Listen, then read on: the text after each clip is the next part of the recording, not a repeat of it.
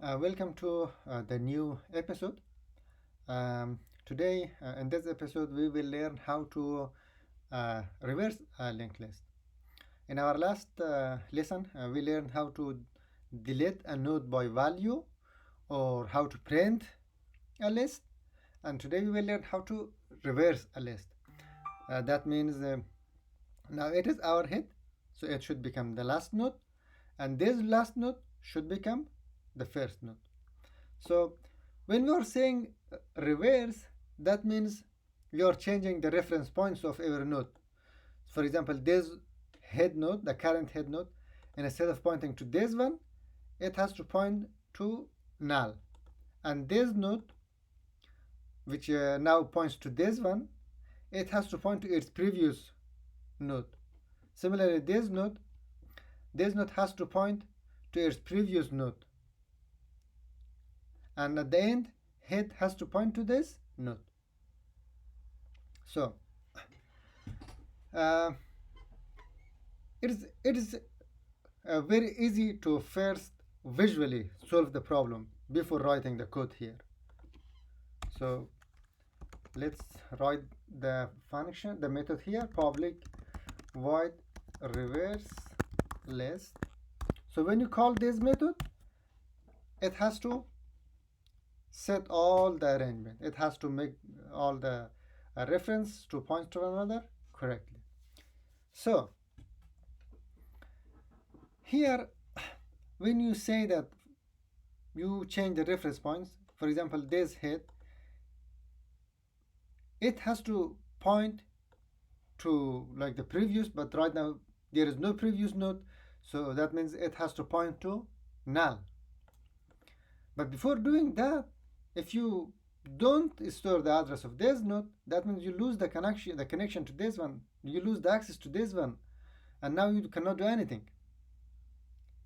And also it is the head, so you have to start from here. So now here you come to a solution that you have to store the address of next node before making it point to the previous node. So for that reason, you need to have a variable to keep the address of the previous node, and also you have to keep the address of the next node. For example, it is the head right now, and currently when you are here, you should have access to its previous and its next node.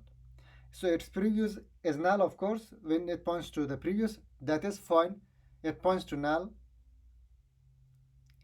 and the next node is this one. But when you move to the next node, so in this node it becomes the previous and this one becomes the next. So this one can easily point to, when this node points to the previous node, so previous is no longer null, now previous keeps the address of this node.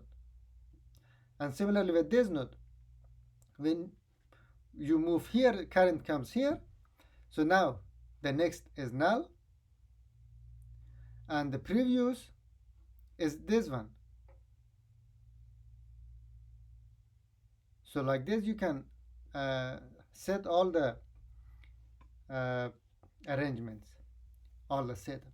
Now let's write the code how we can do that. So we need to have a previous variable that by default it is null. We need to have the current node, which by default it should be head because we start from the head, and we should have the next node, which is also by default null. So we have to go through this list, and for every node we have to set up all those arrangements. So write a while loop and say while current is not null, you have to keep moving forward. So now that you are here, current is not null, of course. So when current is not null, you are saying that, well, after this time, instead of pointing to this node, you have to point to your previous node, and there is no previous node, so you should point to null. So you should point to null. Previous is null at this point. But see, you have lost access to this one also. So here you change your approach, and before making this node pointing to the previous node, you have to store this address in the next. So you say next equals current dot next. So now current is here, and when you say next equals current dot next, so current dot next is this node, and now you have stored the address of this node in this variable. And now you can say that, well, at this point current dot next, so now you can change the current dot next to its previous, equals to previous, like this.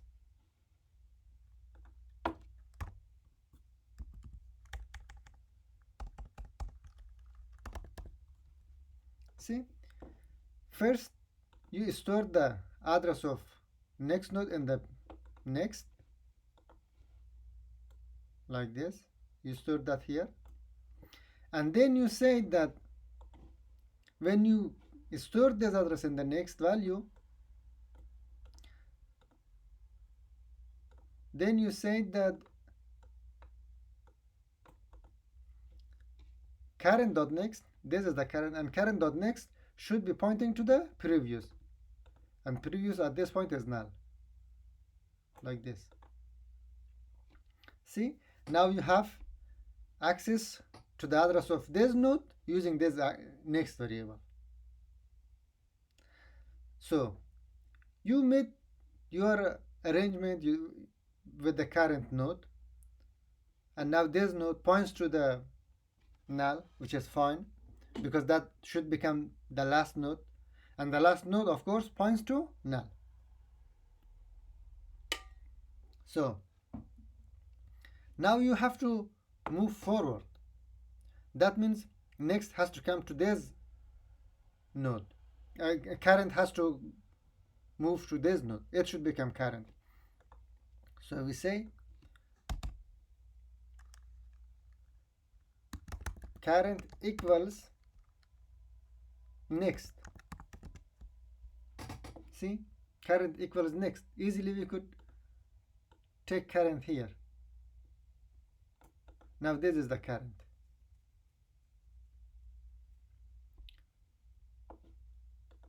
And this node is its previous node. But here you see how we can move previous to keep the address of this node. So it was our first current. So it was like this. So before moving current to this one, let's store the address of current to the previous. Let's say previous equals current. So now previous moved here, store the address of this node. At first it was null, but now it is not null. It is pointing to this node here, and current moves here. Yeah, current equals to the next, like this. So now the loop continues, and at this point we say, is current null? So current is here and it is not null. So if it is not null, first take the address of its next and store that here. So first you take the address of next node and store that here. Okay, now you have the address of this node in the next variable. And now you say that, well, current, after this time, you should not be pointing to this node, but you should point to your previous node. And this is the previous node. See, current.next, after this time, current.next should not be this one. It should be this one. It is current.next after this time. Current.next equals to the previous. And we said this was the previous. Let me bring it closer. It was the previous node. Here we set that arrangement. Okay, so now we set this first node and the second node also. So the loop continues and we have to go to the next node. So we say now previous has to come to here, previous has to come to the current, and now current has to move to the next node. Current has to be here now, like this. So when current came here, again the loop continues and we say, is current null? Again, it is not null. So if it is not null, that means this has to point to its previous node. But before pointing to the previous node, we say that we are storing its next value in the next variable. We say next equals current.next. So at this time, current.next is null. At this time, current.next is null.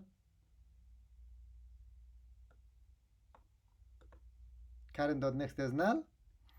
And current equals to current.next after this time. So current.next points to its previous node. So for current.next points to null. After this time, current.next points to its previous node, like this. So now you see that all the nodes are set, and at this time, when previous comes here, when previous takes the address of current, so now previous takes the address of current, and current takes the address of the value of next. And at this point, the value of next is null, because we say that at this point, next holds null value. So when we say previous, when we say current to next, so previous has come here and current has come here, so current is null.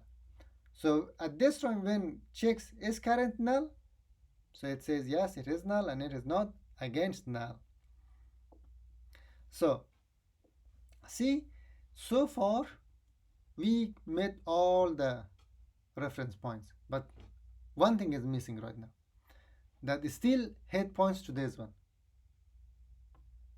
but head should be pointing to this one. And how can we do that? So at this time, when the loop is not executed anymore, we come out of the loop and we are saying that, hey, head, you should not be pointing to this one. It is the last node after this one.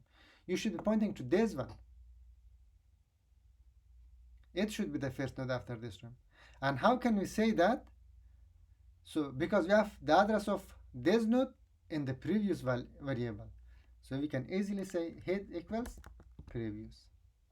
After this time, head points to this node.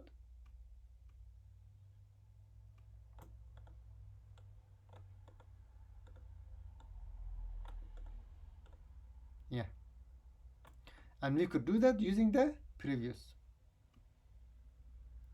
And this way, we could easily reverse a linked list. So now let's check that did we really reverse this list or not. So now let's comment this delete methods. Let me run this. Okay, at this time it prints 49. So let me have only 12, 99, 37, 12, 99, 37.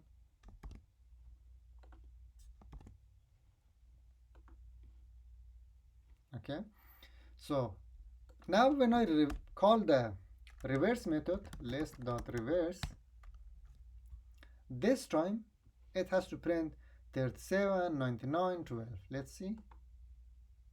Yeah, so that means we could easily reverse a method. However, always try to solve any linked list problem visually. As soon as you could do this, then it's all a matter of like setting all the reference points correctly, pointing to one another. I hope it was useful for you, and until the next lesson, have a nice time everyone.